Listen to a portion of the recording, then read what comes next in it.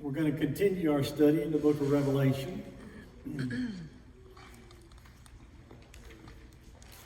One of the things that this book has brought to us, at the writing in the first century, there was coming a conflict.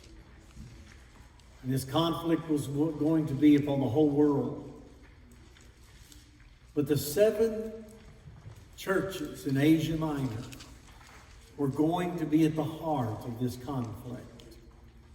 And he wants them to know, and he told them one thing in essence: be faithful until death. That was the message to them. There were brethren who have already lost their lives. There were going to be more to lose their lives. And so they needed help. They need assurance from Jesus. And are you and I any different than that? When you're coming to something that is so drastic, you and I need those assurances. And so what happens when you study a book like Revelation?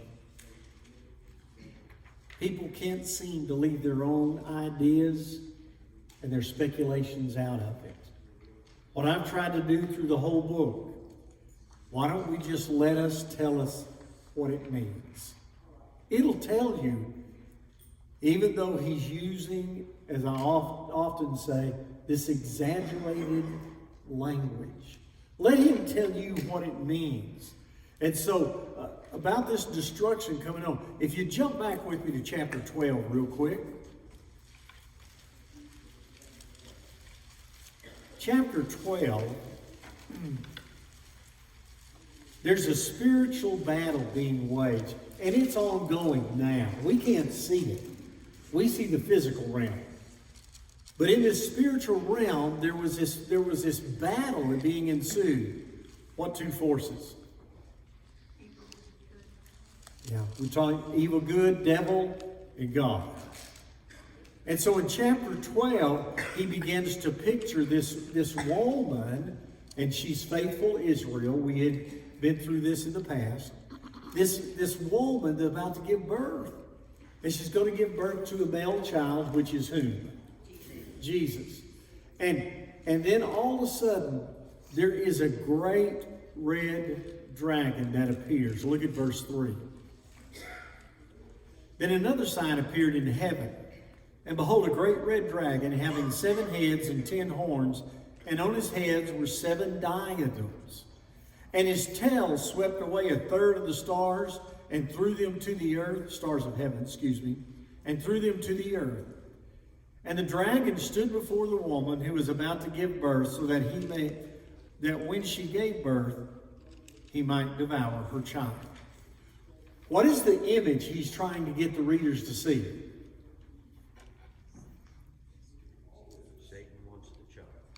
Beg your pardon? Satan wants the child. Satan wants the child. Whenever you see this image of a great red dragon, what image does that put in your mind compared to a child? Not going to be very good chances, is it, for the child? And not only this great red dragon, but with his tail, he knocked 1/3 of the stars out of the heavens. What does that do for you? Enormous, powerful, yes. So you got this picture to devour this child. Look down at verse 9. And the great dragon was thrown down, the serpent of old, who is called the devil and Satan, who deceives the whole world. And he was thrown down to the earth, and his angels were thrown down with him. Do we have an identity? This enormous red dragon. Who is he? See, and that's how the book works all the way through. He uses these images to try to get you and me to see how big this thing is, and then he shows the power of God involved against this great red dragon. Too many times and I hear it said often, that these are coded, they're codes, there's, that people can't understand. They have special hidden meanings. No, he's trying to impress upon the mind and the heart of those of us who read, and for them back here especially, the enormity of this spiritual battle. And then he'll identify exactly who you and I need to know we're talking about. And he does that all the way through. And notice here in verse 9, he says, and the great dragon was thrown down, the serpent of old, who is called the devil and Satan, who deceives the whole world. Now I want you to pay attention to that. How does he function? Yes, he lies. He's a deceiver. And guess who he deceives? The whole world. He's after the whole world. And so as he deceives the earth, the world, the nations, however you want to put it.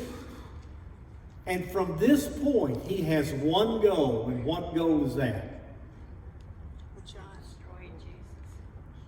Do what? To destroy Jesus. He wants to kill any person tied to God and Jesus. And so, as you got over into chapter 13, we're not going to go into all of these. I just want to make a point with you. He uses a sea beast, which we found out is a king. He uses an earth beast, which is a false prophet. And he tries to use them to deceive everybody. Get the mark, or you don't eat. You don't buy. You don't sell. You got to fall down and worship the image of this beast. How difficult would that make it? And then you got a false prophet. You know what this false prophet's doing? He's using signs and wonders. People are always caught up into signs and wonders. They want a sign. They want to see, you know what the sign is from the Lord? My word. I don't have to show you signs. Jesus told the people, adulterous, evil, and adulterous generations seek for signs. I've got my word, and I'm telling you that you need to learn how to trust me. Well, come back. Look at back in chapter. I forgot one thing. Look at verse 12. For this reason, rejoice, O heavens, and you who dwell in them. Woe to the earth and sea, because the devil has come down to you, having great wrath, knowing that he has only a short time. What does the devil aware of? He's got a short time. He knows there's a limitation. So he's got to get after this, and he's got to get after it quickly. Over in chapter 17, we have this city who was the problem for all the nations of the earth, which was Rome. And so he ends up and he destroys the city. Chapter 18, all the nations around were struck in awe because they could not believe this city was laid waste. They don't know what to do. They're not coming near her. Chapter 18, as these nations and merchants are standing in shock. 19, we began a spiritual war being explained. Both sides. Look at 19:19. And I saw the beast and the kings of the earth, and their armies assembled to make war with him who sat on the horse against his army. Here's the opposing forces. These are spiritual realms. What's going on? They're opposing.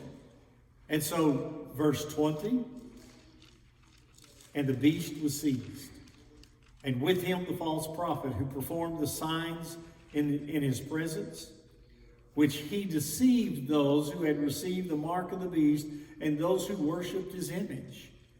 These two were thrown alive into the lake which burns with fire and brimstone. What happens to the beast? That's the sea beast, right? Thrown alive in the lake of fire. What happens to the false prophet? Thrown alive in the lake of fire. We just got rid of both of them. When you came with these forces, you're going to oppose Jesus. Here's what happened to you. But I want you to notice here in verse 20, he deceives those who had received the mark of the beast. He deceives. You got to get the mark of the beast. You know what would be easy for people to do? Well, guys, we don't want to starve. I don't want my family starving. I don't want to be put out. Let's go ahead and just get the mark. And you know what? We'll be at our assembly on Sunday. We can take the supper. Yeah, we got the mark. Because surely God wouldn't want, wait, if you got the mark, you've been deceived.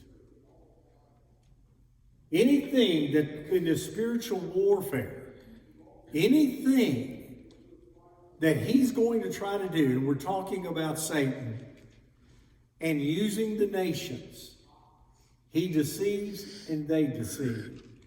That's what we've got to be careful about in our world and time. There's a power working behind the scene in all of this stuff that we look at. Well, these two, the beast and the false prophets, they were primary enemies. They were men on earth. They were primary enemies of the saints. So what's happened to them now? They're gone. They're gone. And so you take out the beast, a king. He was a king. We've been through all of this. For those of you who may be new, he's dealt with. He's out of the way. You're talking about a false prophet. You've got those two out of the way. What does that do to the nations? Does it alter them drastically? You take away these two forces, you've altered the earth. Because they were over all the nations, peoples, those things. Now you've drastically changed everything. Look at verse 21.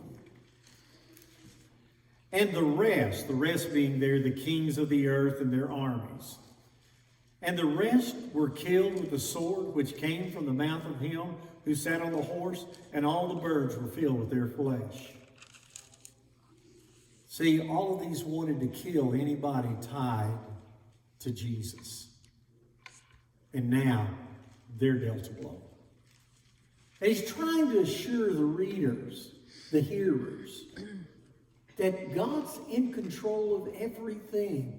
Don't fret the evil. What does he want us to focus on? Focus on the Lord. Focus on our purpose. This side note is not part of the book, but why are we here? What is our purpose of existence on this earth? To worship the Lord. What's that? Worship love one another. Worship Love one another. Worship the Lord. Worship the Lord. And those are all right. Glory and honor. Yeah. We've got to be teaching people. We're here to teach and spread the truth of God's Word. Otherwise, all people that are deceived, what's going to happen to them? Yes. Well, we've caught up with all of this, and I've said that for a purpose. Chapter 20 is the only chapter in the book that deals with end time, and it will be clear why he brings it up. The city with the blood of the saints is gone. The prophets, the false prophet and the beast, they're gone. Now you've got the armies and their kings who wanted to kill also the saints. They're gone. Where would the last battle be? Satan. Yes. We got to deal with this one. And his nature is to do what to the nations? He deceives the nations. And that's what he wants. Now, chapter 20 and 21 both are some of the most messed up chapters that most people deal with. They don't know what to do with them.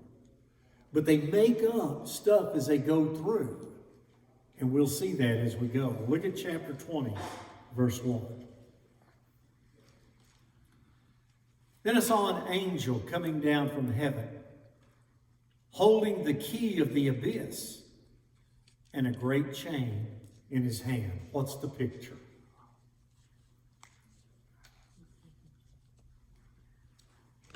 What's the picture? There's an angel. And what does he have? He has a key to the abyss, and he's got a chain. And it's not just any chain. It's a great chain. Now, here's a quick lesson for us. These are pictures, are not literal. Because when we're dealing in the spiritual world, how in the world could you use a chain against a spiritual being? See, it's not literal. But in the spiritual world, he's trying to get a picture that whenever you chain something, we're going to bind him. So here's this angel, verse 2. And he laid hold of the dragon, the serpent of old, who is the devil and Satan, and bound him for 1,000 years. He again identifies the dragon. I don't want you to miss who we're talking about. We're talking about the devil. We're talking about Satan. And so this angel binds him. What happens next? Because this is all important to understand it. Bound him for 1,000 years. Now, what would that sound like?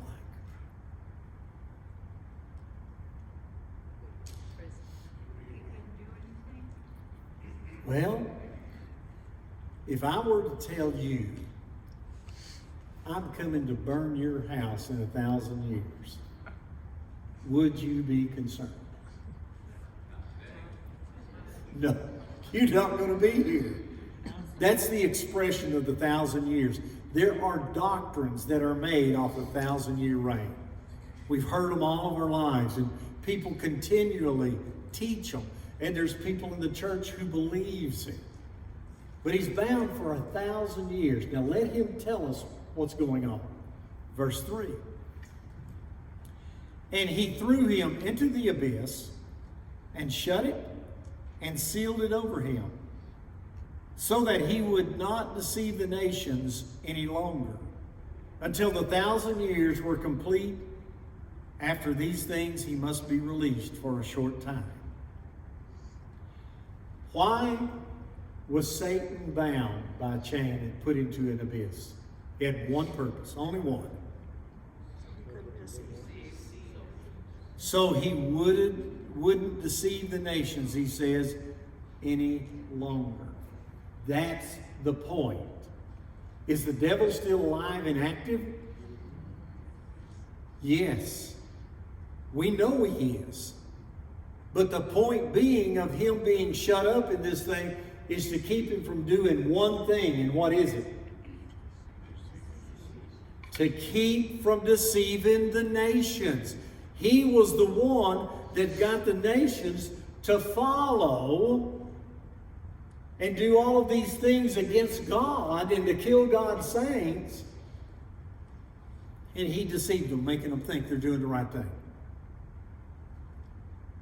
Didn't keep him from doing evil, but he can't deceive the nations any longer.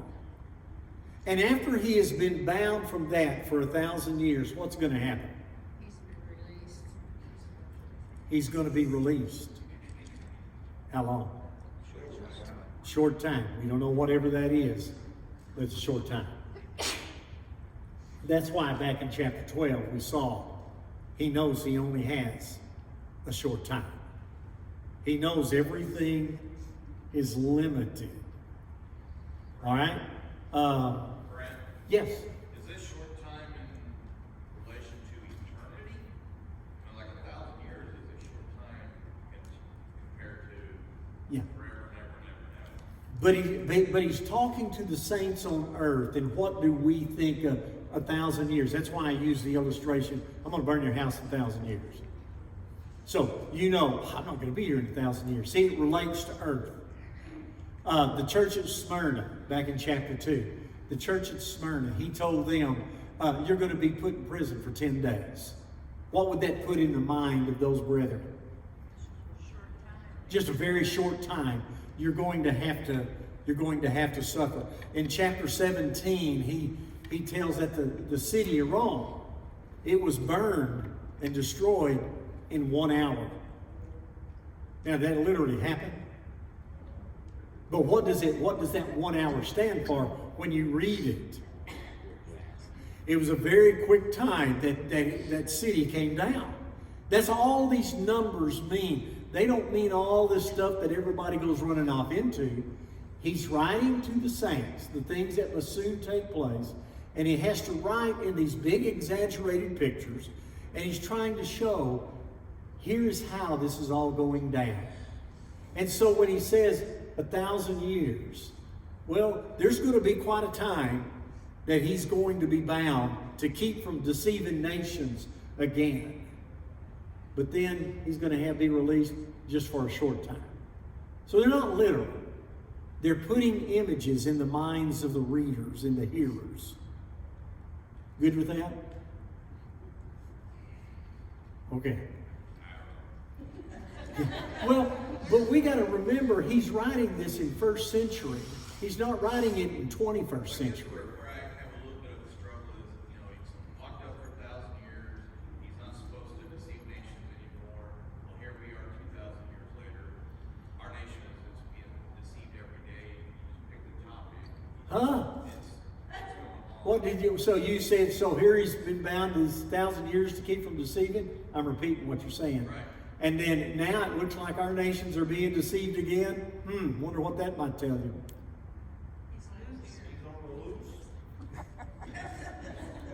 Sound like to me he may be on the loose.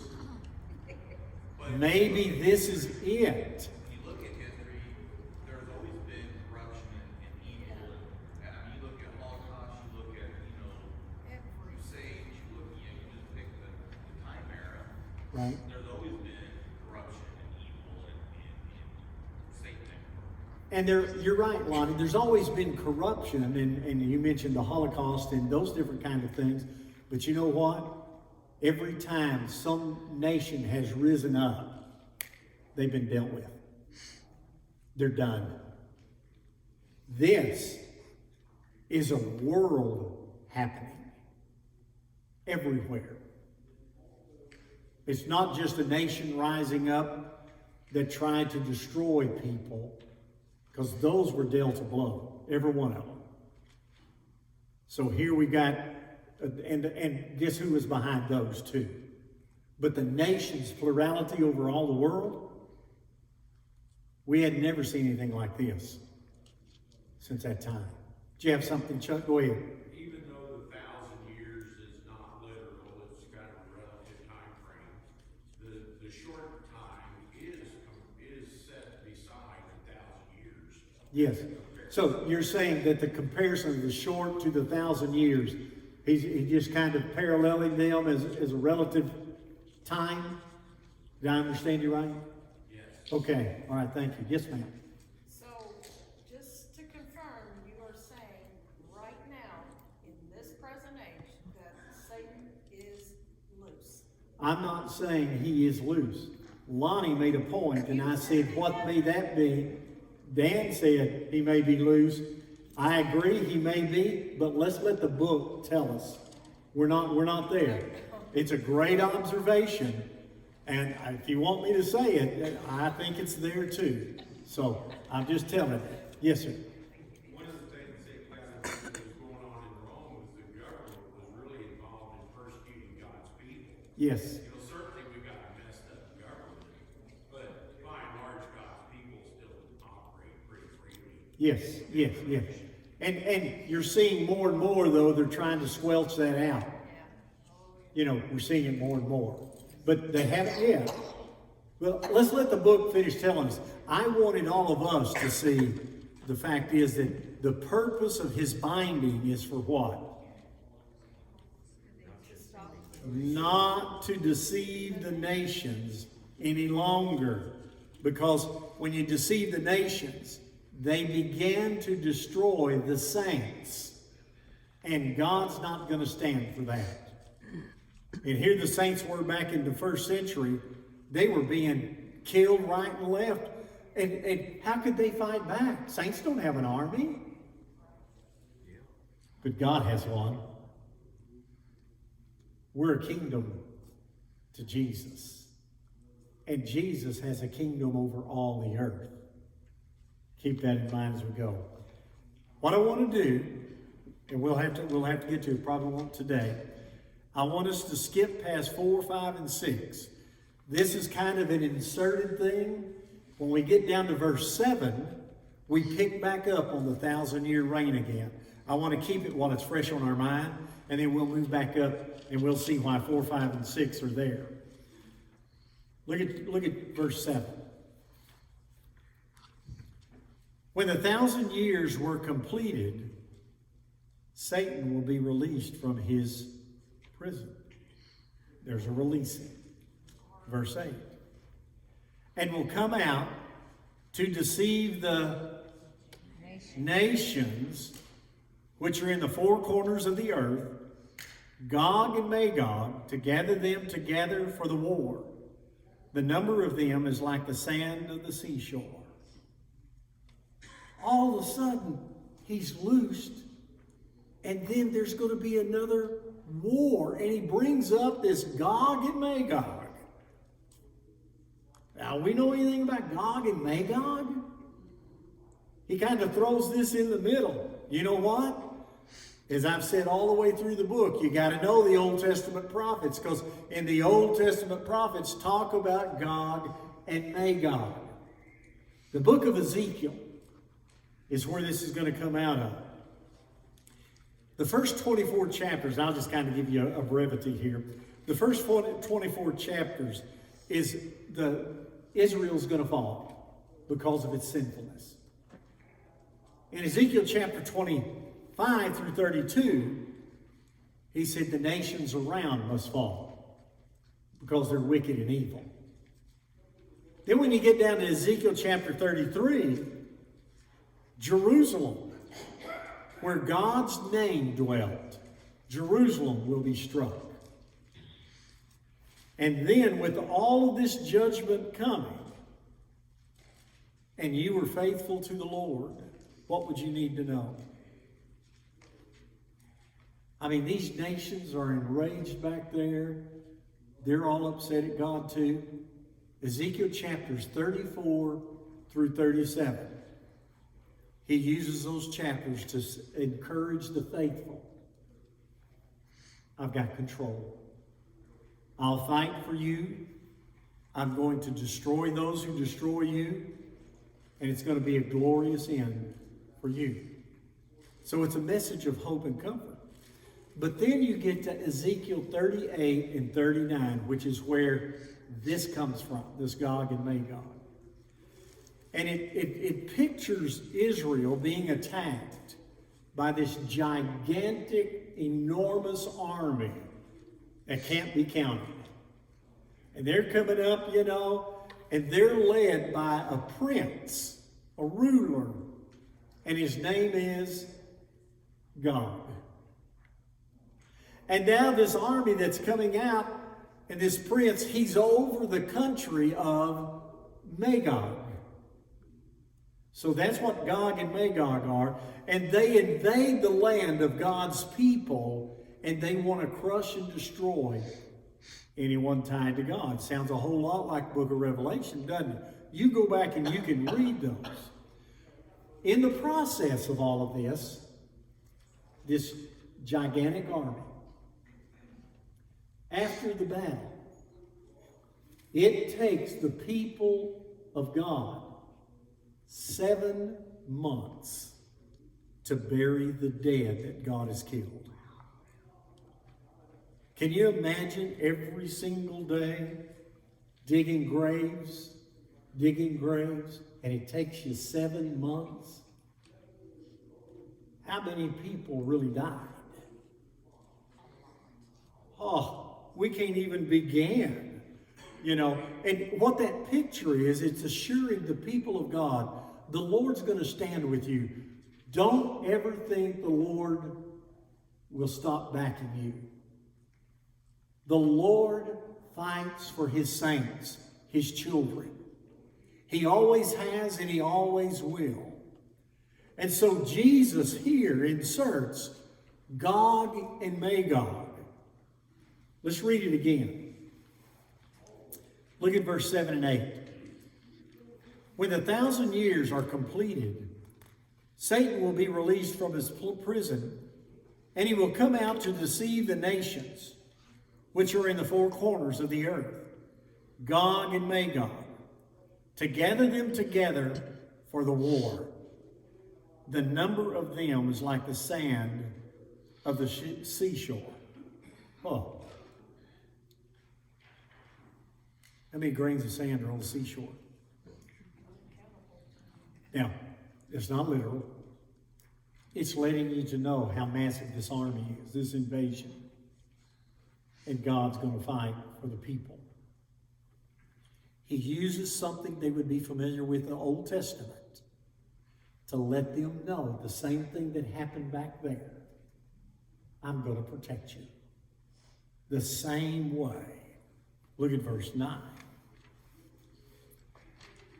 And they came up on the broad plain of the earth and surrounded the camp of the saints and the beloved city, and fire came down from heaven and devoured them.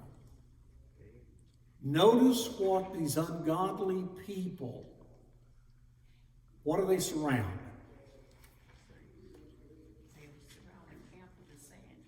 They surround the camp of the saints and the beloved city. You better note that one. Because you know what chapter 21 is going to be about? The beloved city, and it's not in heaven. They come back doing the very same thing that had happened in the book of Revelation with the beast, the false beast, and the mark of the beast. They come back and they surround the saints again. And they surround their city. And they're about to try to destroy and do this all over again. And what does God do? Fire comes down from heaven. It's over. He's not going to let it go through what it went through that we've been reading about in Revelation. It's over quickly and done. We're going to see why all of that in just a minute. So, here's where we're at. What's happened to the city of Rome? It's fallen. It's destroyed. What's happened to the beast and the false beast? I'm going through it again. I want you to keep it in mind. They're destroyed. What's happened to the kings and their armies? He's destroyed all of them. And so the last battle is the devil. And the devil's going to be released to keep from deceiving the nations. That's the point. For a short time, when he's released, what does he do? He deceives again. He goes right back to deceiving again. And he brings all these nations against whom? The saints, God's people. And he brings them all back, and God's going to say, I'm not letting this happen again. So what's going to happen? Yeah, fire comes down from heaven, destroys them all. Verse 10. And the devil who deceived them was thrown into the lake of fire and brimstone, where the beast and the false prophet are also. And they will be tormented day and night, forever and ever. What does God do with the devil? He ends up in the same place that the false prophet and beast, but he's not coming out of that one. He's going to be destroyed forever and ever. That is your end time. That's the only thing. Because guess what he has to show the saints? I mean, he deceived all the nations to begin with, killing his people. And then when he stops the deception of the nations and binds him from doing that, then once the devil is released from his captivity, he turns around and goes doing what again?